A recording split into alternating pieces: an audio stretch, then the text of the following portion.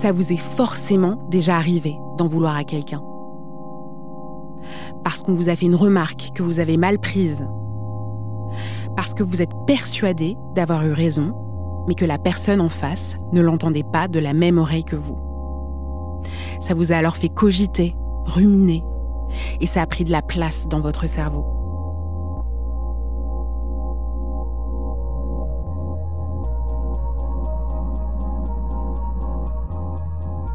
C'est quoi la rancune? Pourquoi est-ce qu'elle nous concerne tous? En quoi est-elle différente de la rancœur? Et comment faire pour s'en débarrasser? Dans cet épisode, c'est Maïwenn Bordron qui a décortiqué les ressorts de cette émotion pour nous. Je m'appelle Cyrielle Bedu. Bienvenue dans Émotion.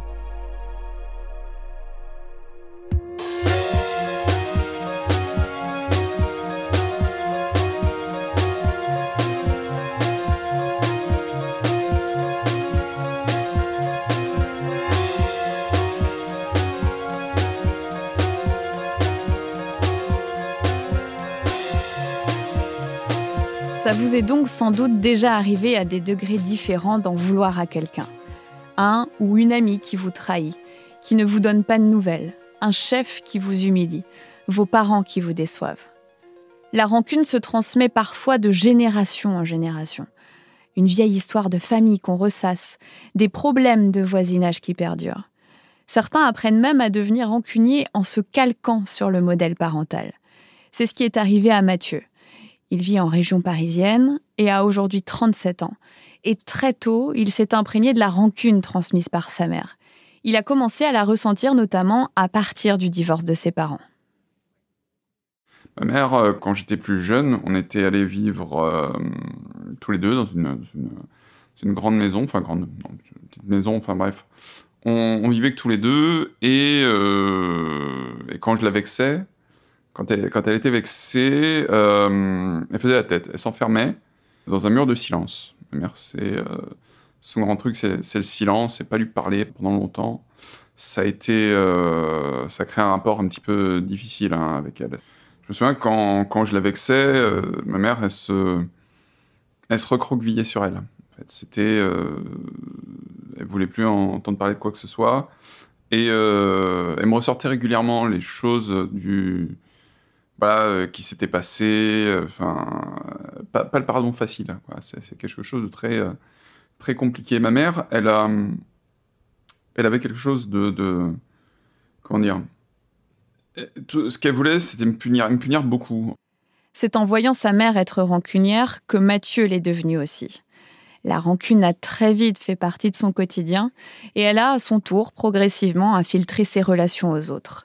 Il y a une histoire en particulier qui l'a marqué avec un de ses amis très proches. Ce trentenaire s'en rappelle encore. Un jour, je me souviens, on était en soirée, c'était en août, il y a 2 ans. Et on boit un coup avec notre bande de copains, voilà, parce qu'on fait partie de la même bande de potes. Et je le sens un peu agressif envers moi. Et puis à un moment, il me lance une première pique. Je sais plus exactement ce qu'il me... La première, je sais plus exactement... bref. Il me balance une premier truc, je le prends pas super bien, bon.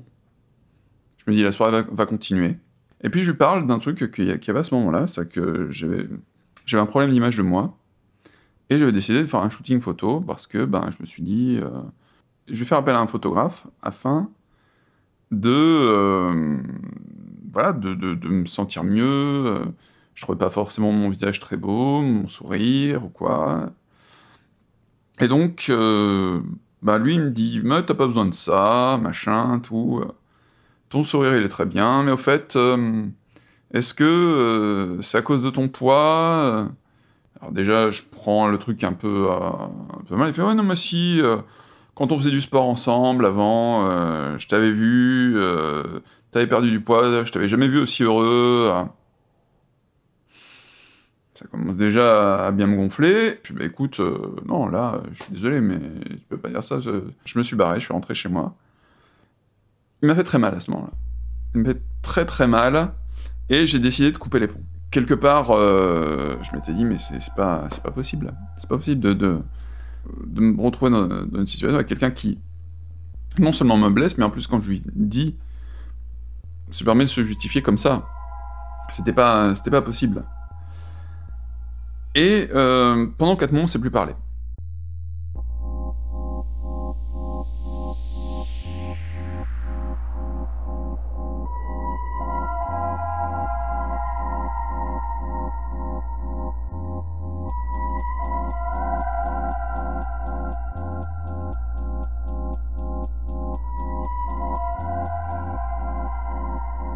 On a en soi quelque chose qui fait mal. Comme si on avait un oursin dans l'estomac. Et si on essaye de le faire remonter, bah, ça risque de piquer, ça risque de faire mal tout du long.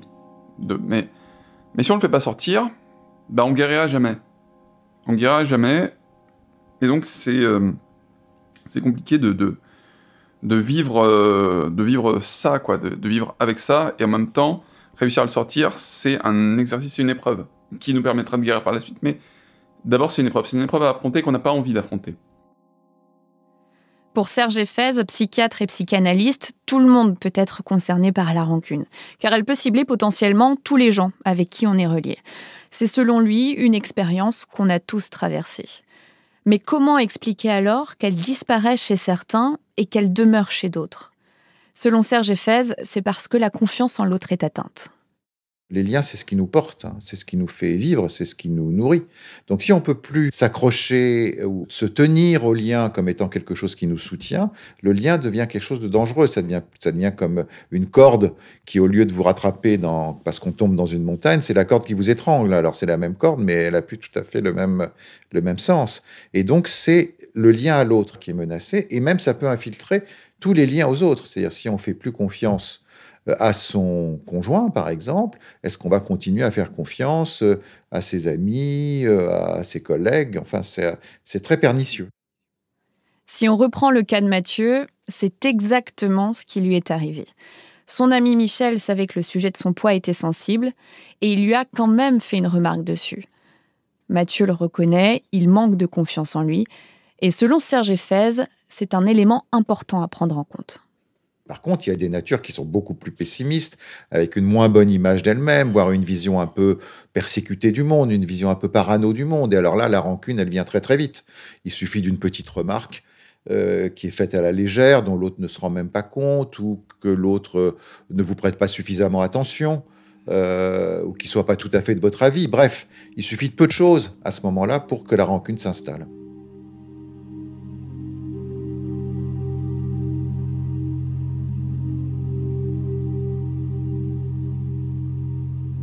La rancune, c'est donc en vouloir à quelqu'un.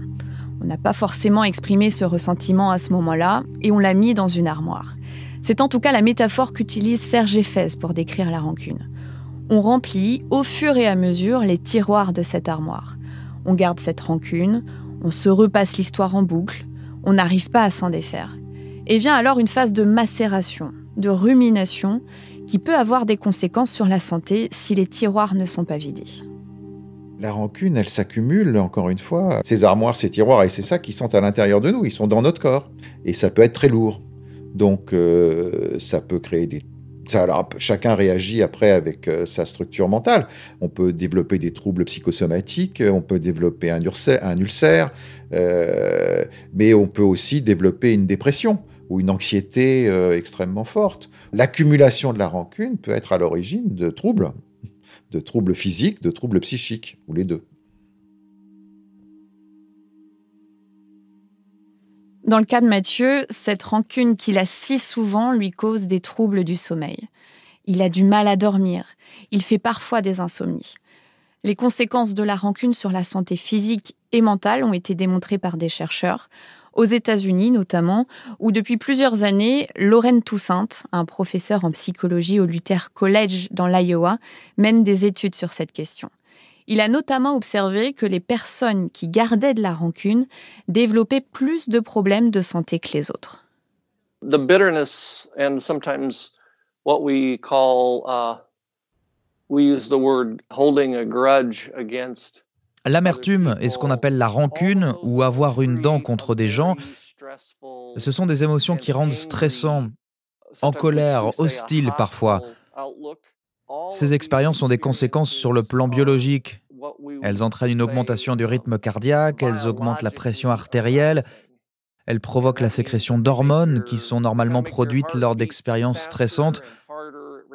En petite quantité, ça n'a pas de conséquences, mais si notre corps est exposé plus longtemps et de façon plus chronique à ces hormones, il a plus de difficultés à les intégrer de façon adéquate et efficace. Donc ce type d'émotions qui nous font garder de la rancune et de l'amertume envers des événements passés ou envers des personnes qui nous ont fait du mal ou dit des choses peuvent déclencher des mécanismes biologiques qui pourront faire de nous des personnes en colère, hostiles, stressées. Et ça entraîne une mauvaise santé mentale et physique, parce qu'on sait aujourd'hui que le stress est lié à toutes ces conséquences négatives. La rancune peut donc nous ronger de l'intérieur. Mais comment s'en débarrasser quand elle nous fait tant de mal ? Pour Serge Éphèse, puisque la rancune vient d'un lien altéré avec l'autre, comme il nous le disait au début, il faut donc forcément repasser par l'autre pour s'en débarrasser. Déjà, le fait que l'autre prenne conscience qu'il vous a fait du mal, ou qui vous a donné le sentiment de vous trahir, ou de ne pas vous soutenir, eh bien, ça permet de retisser le lien.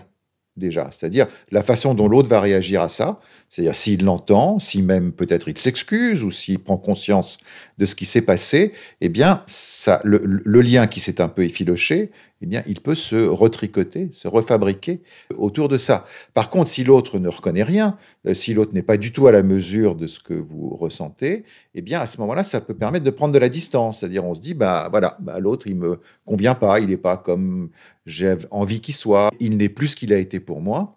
Et donc là aussi, ça permet de s'en dégager. Si par contre, on n'exprime pas ce qui s'est passé, alors ça peut être, encore une fois, en parler directement avec l'autre pour ajuster le lien, ça peut être en parler, par exemple, à d'autres amis ou des gens de confiance qui vont aussi réajuster les choses en disant « tu ne dois pas voir les choses de cette façon », qui vont permettre de retravailler l'événement, je dirais.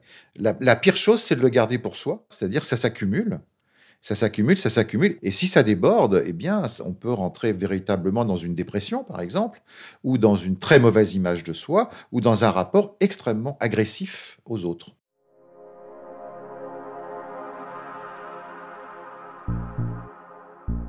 C'est ce qui est arrivé à Mathieu. Dans le cas de sa dispute avec Michel, cet ami dont il nous parlait en début d'épisode, Mathieu était là aussi bien parti pour lui en vouloir longtemps. Mais les deux hommes font partie du même groupe d'amis. Mathieu a donc été amené à recroiser Michel en soirée plusieurs fois. Il ne lui a au départ pas adressé la parole. Il a fallu que le déclic vienne d'un autre ami pour qu'il se décide à se débarrasser de sa rancune. On était au bar et on a un pote à nous qui me dit « Oui, tu devrais quand même lui parler, etc. Tu vas voir, ça va s'arranger. » Enfin, je sais plus exactement ce qui me sort. Bon, je lui ai expliqué les choses, il s'est excusé. Il me dit « Ok, je suis désolé », puis on passe à autre chose. Donc j'ai pas eu l'impression d'un véritable repentir. On peut voir ça comme ça, mais... Et on s'est engueulé, enfin moi j'ai gardé ça quand même dans un coin de ma tête. On s'est engueulé encore quelques mois plus tard, et je me suis dit « Non, je suis trop fatigué. C'est trop prenant. » La rancune, c'est quelque chose de très prenant, c'est quelque chose de très énergivore. Quelque chose que je peux pas continuer à garder éternellement. Au bout d'un moment, ça me bouffe. C'est très stressant, c'est très... on vit avec quelque chose dans un coin de notre tête. Donc ce truc est encore dans un coin de notre tête, on n'a pas de la place pour autre chose. Donc, j'ai fait OK. Je décide OK, j'arrête d'y penser, j'arrête de garder ça. C'était... Au bout d'un moment, on se dit que c'est plus possible. Et à partir de là, on peut entamer la reconstruction.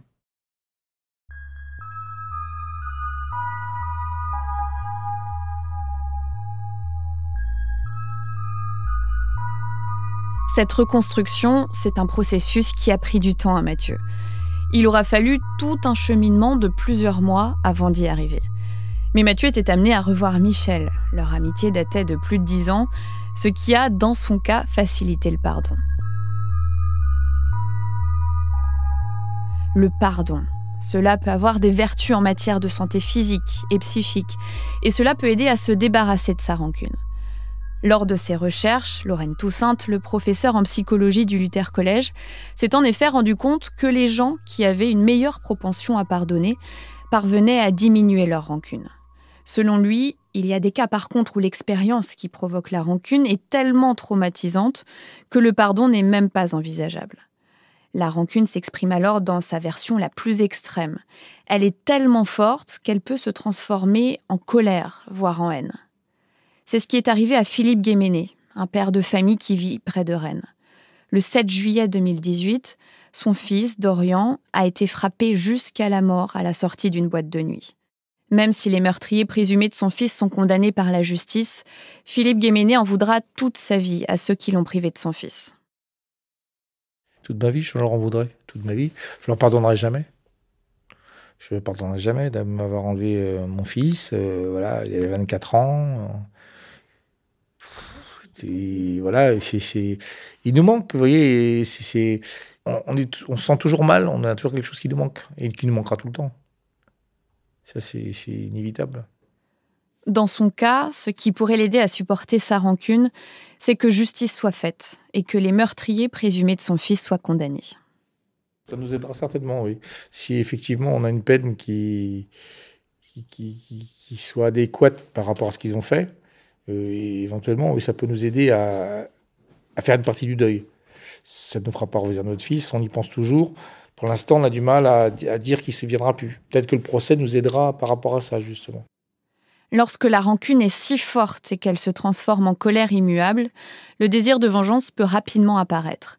Philippe Guéméné le reconnaît, il a d'abord pensé à se venger, à faire payer le mal qu'on lui a fait en lui enlevant son fils, avant de finalement réussir à s'en détacher avec du recul. Selon le psychiatre Serge Effez, la vengeance reste la plupart du temps à l'état de désir. Souvent, on se refait plutôt le film dans la tête. Et dans ce cas-là, la rancune s'auto-entretient. Elle peut activer des ruminations, des espèces de scénarios imaginaires dans lesquels on exprime les choses, ou dans lesquels on se venge, etc. Mais elle n'appelle pas toujours des actes de vengeance à proprement parler, mais ça peut aller jusque-là. Moi, j'ai vu encore récemment une femme qui, quand elle a appris qu'elle a été trompée, elle est allée crever les pneus de son amant, par exemple. Voilà. Mais en tout cas, les scénarios intérieurs de vengeance, ils sont très présents et ils participent de cette rumination. Parce que ça veut dire qu'on joue dans l'imaginaire des scènes qu'on ne joue pas dans la réalité. Et donc, on a beaucoup de mal à s'en détacher, en fait. Ça devient plus dangereux quand la rancune vise non pas une personne, mais un groupe dans son ensemble. C'est la nuance entre la rancune et la rancœur. La rancune est plus ciblée. On en veut à quelqu'un pour quelque chose de précis. Alors que la rancœur est un sentiment plus diffus. On éprouve alors du mal-être. On en veut aux autres, en général, sans distinction. Et on ne sait pas vers qui diriger son malaise. Il est donc plus dur de se débarrasser de la rancœur que de la rancune, selon Serge Effez. La rancœur, c'est plus compliqué parce qu'on ne sait pas très bien à quoi l'attribuer. Alors, on sait qu'on se sent mal, on sait qu'on a des sentiments négatifs, on sait qu'on en veut à la terre entière, mais pas à une personne en particulier. Voilà, on a le sentiment de ne pas avoir été suffisamment reconnu ou suffisamment aimé, parfois à raison, c'est pas forcément des visions délirantes des choses, mais en tout cas, on ne sait pas très bien à quoi l'attribuer. Et donc, ça demande un vrai travail de réflexion et de prise de conscience de ce qui se passe à l'intérieur de soi. Donc ça demande au lieu de revisiter un événement, finalement, qui a été un peu traumatique, ça demande à revisiter des tas de pans de son histoire. Donc effectivement, c'est plus compliqué, je pense, de se débarrasser de la rancœur que de la rancune.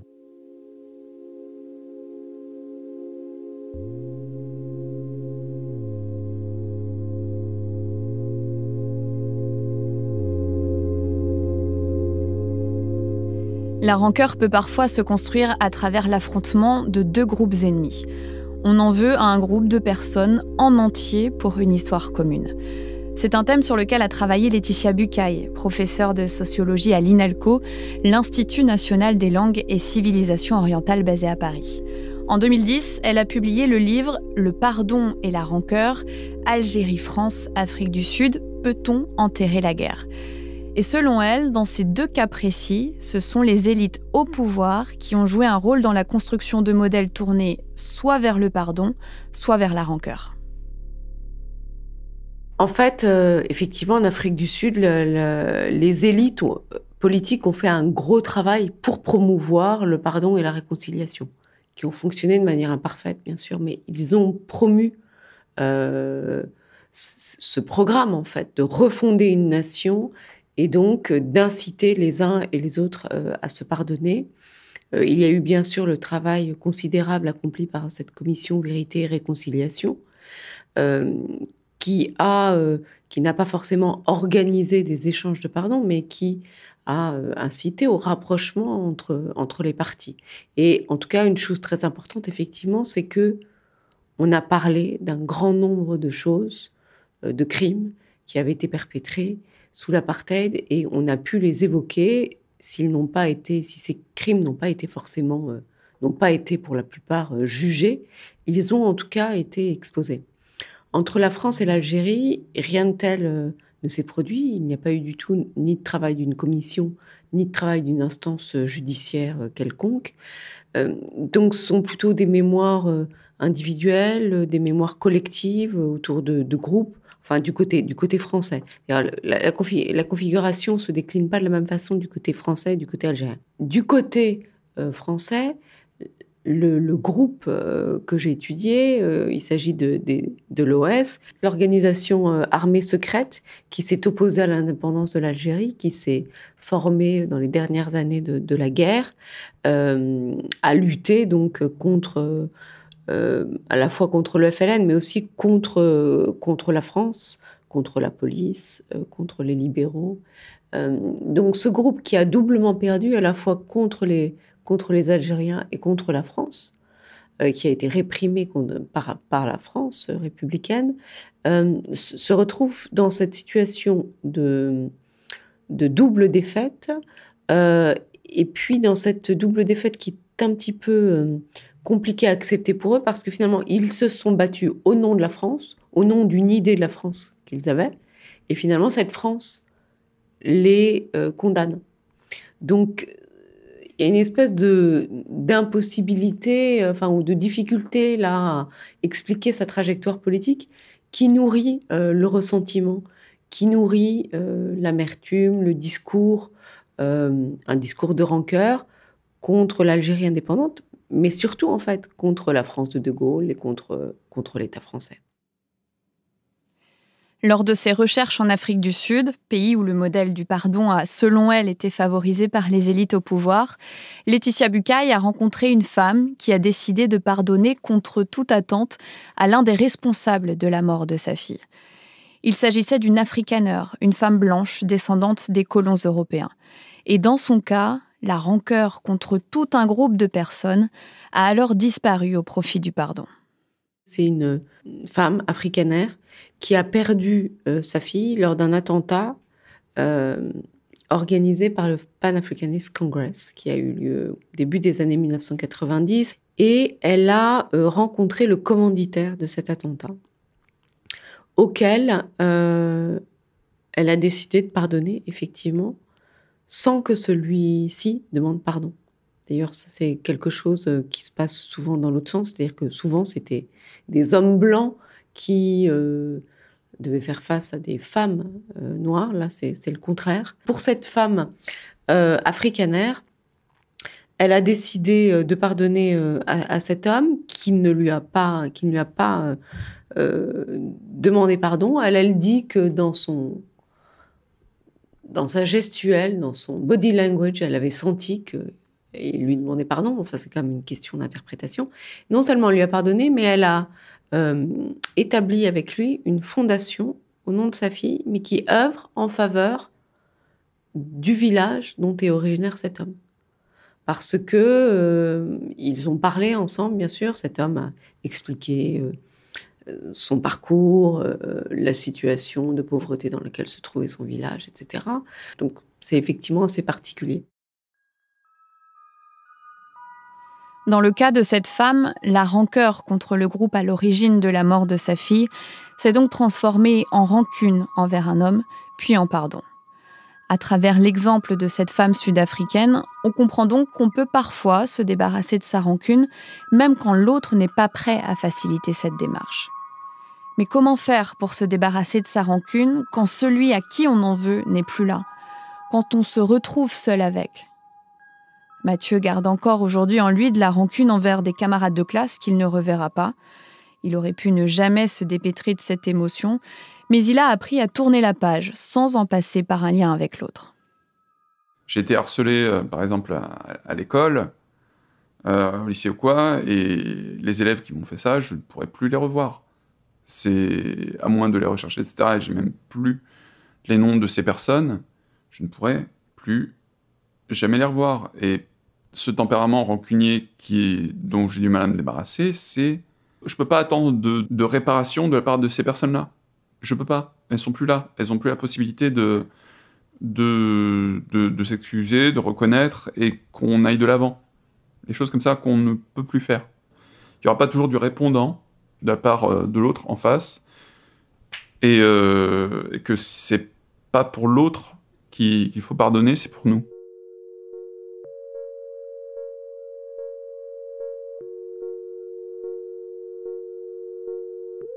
Mathieu, lui, a donc réussi à se débarrasser de sa rancune grâce à un lourd travail qu'il a fait sur lui-même. Il a pardonné à des amis avec qui il a pu discuter, comme Michel, mais aussi à des gens qui ne lui ont pas demandé pardon, comme ses anciens camarades de classe. Pour ne pas alimenter sa rancune, Mathieu s'est nourri de choses qu'il dit constructives, comme de la musique et de l'art dont il est passionné, et sur lesquelles il s'est concentré pour passer à autre chose. Accorder le pardon, surtout à des gens qui ne nous l'ont pas demandé, n'est pas un travail qu'on doit forcément faire seul. Il peut parfois être utile de s'adresser à des professionnels dans le cadre de thérapie. Dans tous les cas, l'idée est de s'alléger pour ne pas se laisser appesantir par la rancune ou la rancœur, pour pouvoir avancer toujours plus dans sa vie.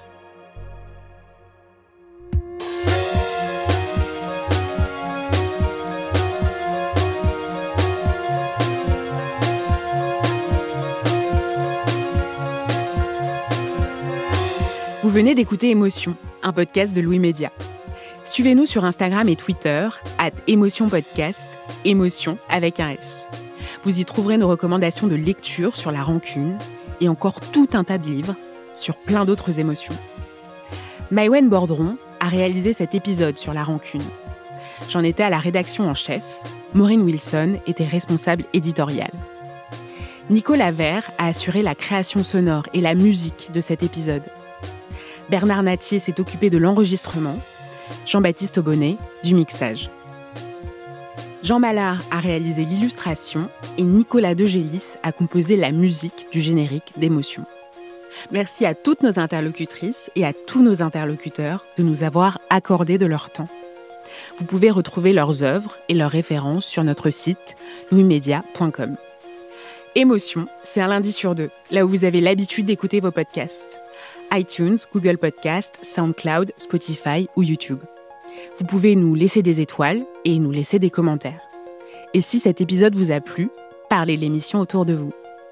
Et s'il vous est arrivé une histoire forte en lien avec une émotion, n'hésitez pas à nous écrire à hello@louismedia.com. À très vite.